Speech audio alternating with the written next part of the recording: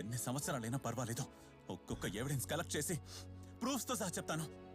ఏమని చెప్తారు సార్? మా నాన్న ఇక్కడ ఉండుంటే ఈ కథని పురాణాల్లో వచ్చే భూత ప్రేతాల యోధుల కథగా చెప్పేవారు కాదు, లేదా చరిత్రలో వచ్చే యుద్ధాల సాహసాల కథలాను చెప్పేవారు కాదు.